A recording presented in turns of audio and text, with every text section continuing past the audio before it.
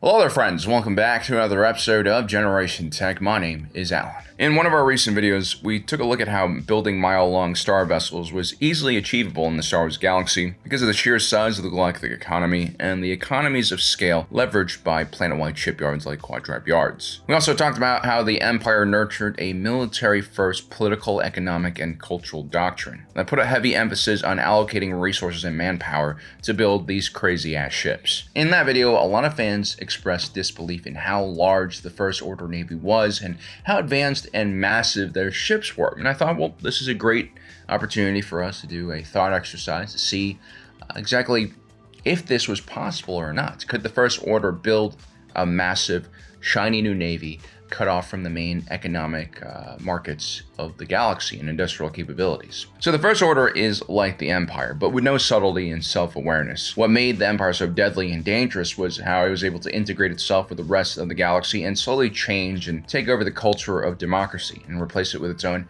bureaucratic authoritarianism. The banality of evil is the road more commonly traveled by successful authoritarian states. In such systems, the terrifying thing is a lot of people think they're the heroes when committing history's worst atrocities. The wise dictator knows it's all about the gradual descent into madness, like slowly wading into a hot tub and avoiding a shock to the system that more extreme and openly violent systems oftentimes bring. And so in comparison, the First Order is almost cartoonish in how fascist and ridiculous it is. Its stormtroopers are mostly kidnapped and indoctrinated children who are forced to execute civilians on their first mission out. The starfighters and starships that they use are just upgraded and oftentimes larger variants of what the Empire used. Even Starkiller Base is just an upsized version of the Death Star, but instead of being an artificially constructed space station the size of a moon, they just hollowed out a moon instead. It's just creatively bankrupt. And I think a lot of the First Order vessels are just way too massive and ridiculous. But then again, the answers on why this is might lie in the unknown region, which is where the Imperial Remnant turns into the First Order. The unknown region is a region of space that was theorized to have been created by the ancient gods to form a celestial barrier against a vicious invading force. The unknown region was therefore packed with black holes, nebulas, and other deadly objects that made standard navigation almost impossible in and out of the region. And so the civilizations that formed in this part of the galaxy were much smaller and generally isolated from one another. There's really no larger galactic style government like with the Republic or the Empire in this region, so there were a lot of factions, and when you have a lot of factions, that usually means a lot more war and violence. And we're not even getting to all of the alien marauders and pirates that lived in this area as well. When the Imperial Remnant first entered the unknown region after their defeat at the Battle of Jakku, they suffered great losses and attrition due to the tough environments that they faced. The dangers of this region made it easier for the First Order to control its citizens, using fear of their complete annihilation by hostile forces as a glue to hold everyone together. Yeah, maybe you're not allowed to speak your mind. Maybe they're monitoring every one of your moves. Maybe the food sucks, but at least you're not getting killed by alien marauders and eaten alive. The First Order was a faction with a pretty low population count, but a huge percentage of that population were military personnel and veterans of the Galactic Civil War. It's basically just a giant militia and not so much of a normal faction where you have civilians, people producing things, women and children, stuff like that. It was just all military. And there was an understanding amongst the ranks of this faction that discipline and order was the only thing that could see them through this very difficult and challenging times. Great empires and conquering nations in our own history generally stem from smaller groups that are pretty extreme and imbalanced. These are factions that tend to be weak in developing complex and deep culture in the more enlightened sense. These groups often forego the pursuit of higher level literature, art, music, philosophy, and culinary delights. These are lean and mean factions that instead focus on a variety of empire-building skill sets, like having an organized military with advanced technologies and strategies and a good understanding of logistics, or perhaps even mercantilism. The greatest empires in our own history started off as small tribes, kingdoms, factions with this kind of military background, along with a very strong leadership and defined focus on what they wanted to achieve. The Roman kingdom's successes were born out of their pragmatic understanding of the importance of logistics, infrastructure building, and having a standardized and very professional military force. They balanced their conquest of other territories with tolerance of local cultures and the mixture of practices and beliefs. Romanization wasn't necessarily forced upon others as much as it was adopted because of its perceived superiority and efficiency. The Arab conquerors of the 7th century, who took over much of the Middle East and North Africa, Africa were supremely focused and driven by a devotion to religious belief. We oftentimes forget that because they lack a European ancestry that they weren't the original colonizers of that region. The Arabs were able to drive back the Persians and the Byzantine Empire from their territories in brutal and efficient military campaigns. And the one thing that the Arabs and the Romans shared together was that innate focus on conquest, although they came at it from different angles. And if you take a look at it, almost in every region of the world, from the Aztecs in South America to the Qing dynasty in China to the Mali kingdom in West Africa, you have brutal empires that oftentimes were rooted in this very militaristic tribal background. And they carried out horrendous acts against their fellow man, rape, pillage, slavery, genocide. People tend to just focus on the European versions of colonization because it's so well documented. But as bad as, European colonialism is, you have to give Western democracies credit for being very transparent and teaching their own people about the evils of these practices, so hopefully that they won't repeat it once again in the near future. Another example of a hyper-focused group of individuals having a huge impact on the entire world is the British Empire, a tiny island of people who were traditionally pillaged and raided by their neighbors, but eventually became a maritime and economic power because of their adherence to rule of law. While French and Spanish kings cured massive amounts of debts hiring professional armies and then proceeded not to pay them back because, they're anointed by God, the British, like the Lannisters, always paid back their debts, and they were able to continuously use their capital to have an outsized effect on the colonization of much of the New World and also Africa, Asia, and all these other places. And all these factions we talked about, the British, the Arabs, the Romans, they weren't initially known for their culture.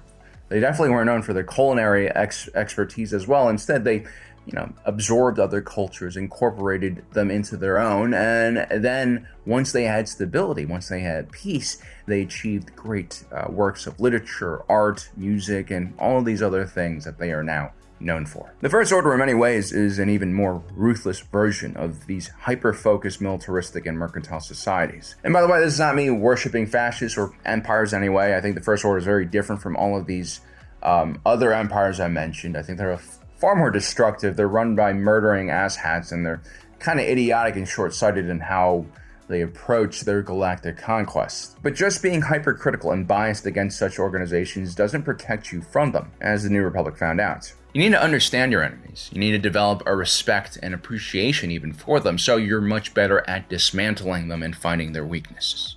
That's what Andrew Wiggin would do. At its core, the First Order was founded by a large group of Imperial officers and soldiers, politicians, and businessmen who were all hand-selected by Emperor Palpatine because of their ruthlessness, efficiency, skill sets, and loyalty to Palpatine's new order. Palpatine was a very vindictive bastard, but at the same time, he did learn from the mistakes of his first empire. And this is kind of what the First Order was supposed to be. It was supposed to be the sum of all those lessons. Obviously, judging by the similarity of all the vessels and upscaling, he didn't learn everything. But what Palpatine did understand was how to cut the fat and eliminate the corruption and incompetence that bloated the Empire from within. While the Galactic Empire was a massive bureaucratic totalitarian dictatorship, the First Order was more like a hyper-militarized hermit kingdom. And where they lacked in resources and manpower, they more than made up for it in focus. Take North Korea versus South Korea, for instance. North Korea has about half the population of South Korea, 26 million people versus 51 million people. But North Korea's GDP is only $29.6 billion versus South Korea's massive $1.6 trillion economy. The South is therefore 50 to 60 times richer than the North. But from a military point of view, there's a certain degree of parity between these two factions. While South Korea has a very robust, modernized and advanced military-industrial complex, the North Koreans' entire society is focused on finishing the Civil War. And so, despite having a lower population, their military is more than twice the size of South Korea from a manpower point of view. And while the South Korean military budget is maybe in the single percentiles of the entire government budget, North Korea spends usually around a quarter of their budget on military defense. And while South Korea has state-of-the-art fighter jets, a modern tank force, and mechanized infantry, the North Koreans have a massive amount of artillery lined up on the border. Many of their missile systems are within striking range of the capital Seoul, the economic, political, and cultural heart of South Korea. Half of the population of the entire country lives in that area. And so, even if on paper the South Koreans have a much better military force than the North Koreans are holding that entire city hostage. And just like how the destruction of Hosni and Prime completely threw the New Republic in disarray, the destruction of Seoul through massive bombardment would also create a lot of problems for the South. And so the North versus South comparison is a good example of why you should never underestimate smaller factions that might be more impoverished. Because organizations like the First Order, if they're fanatic enough, can actually replicate the military production and power of a much larger faction. The First Order was literally an entire society of the most aggressive and talented Imperials in the galaxy, mostly men. It's a complete sausage fest, which is why I'm assuming there weren't that many families running around. Remember, these psychos literally had to steal children in order to fill their ranks. This was just not a sustainable practice. I think the First Order was just preparing all of its resources for one large effort against the New Republic. It was a hit or miss kind of situation. So that's the setup. Now let's talk about the First Order's fleet composition. According to Project Resurrection, which was the code name for their military buildup, the First Order constructed hundreds of vessels, which all things considered is relatively small. Especially compared to the Imperial-class Star Destroyer fleet the Empire wielded, there were reportedly 25,000 ISDs at the height of Imperial rule. Now, people forget that at the core of the First Order fleet was the old Imperial Navy that were still active after the Battle of Jakku, which is potentially a massive number of ships. The New Republic destroyed about 7 Executor-class Super Star Destroyers and captured an additional 3. Palpatine's personal command ship, the Eclipse, escaped the conflict and made it to the Imperial Remnant fleet. And so you do have a command ship until the supremacy is made much later on. And while several local moths and admirals would become warlords and seize Imperial resources for themselves, the majority of the Imperial fleet was preserved underneath Admiral Ray Sloan and Gallius Rax's leadership. We don't have exact numbers on how many ISDs the First Order had, but I'm guessing the number is in the dozens, if not low hundreds. I mean, we still see